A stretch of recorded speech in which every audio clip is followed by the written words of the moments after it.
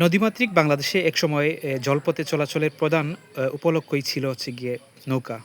তো নৌকা তৈরিতে যে কয়েকটি কাঠ অথবা যে কয়েকটি বৃক্ষকে খুব বেশি ব্যবহার করা হয়, তার মধ্যে অন্যতম হচ্ছে গিয়ে শিমুল এবং কুমা, এছাড়াও আরও ২-১ টি উদ্ভিদকে কাঠ হিসেবে ব্যবহার করা হয়। এই ছবিতে যে ভিডিও চিত্রে যে গাছটি দেখছেন সেটি হচ্ছে গিয়ে কুমার একটি চারা। এটা হচ্ছে গিয়ে সাধারণত সিলেট, সুনামগঞ্জ এবং এই এলাকাতেই কিন্তু এই উদ্ভিদ সবচেয়ে বেশি দেখা যেত একটা সময়ে।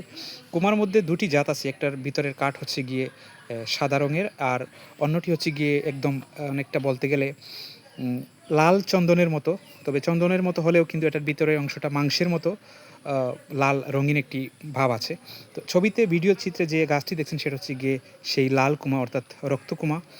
এটা যখন গাছ কাটা হয় তখন ভিতরের অংশ একদম টকটকে আবির রঙা একটি ভাব দেখা যায়, লক্ষ্য করা যায়।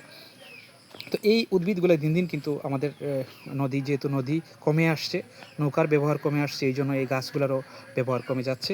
তো এটি হচ্ছে বিরল প্রজাতির একটি গাছ। এটা আসলে বিলুপ্ত হওয়ার পথে। তো আমাদের দেশে এই গাছগুলোকে অবশ্যই টিকিয়ে রাখা উচিত, কারণ এগুলো আমাদের নিজস্ব উদ্ভিদ। যে ছবিতে যে গাছটি দেখছেন সেটি হচ্ছে গিয়ে একটি ১ বছরের একটি গাছ। তো এই গাছ প্যাকেটে রয়েছে, যার কারণে এটা তার পুরোপুরি গ্রোথ পায়নি। এটা যদি মাটিতে দেয়া হয় তাহলে এই গাছ খুব দ্রুত বেড়ে যাবে এবং কাঠের উপযুক্ত হওয়া শুরু হয়ে যাবে। তো যাদের কুমার চারা সংগ্রহ করা দরকার, আমাদের সাথে যোগাযোগ করলে আমরা কুমার চারা দিতে পারবো। আমরা এই মুহূর্তে ২ টি চারা আমাদের কালেকশনে আছে।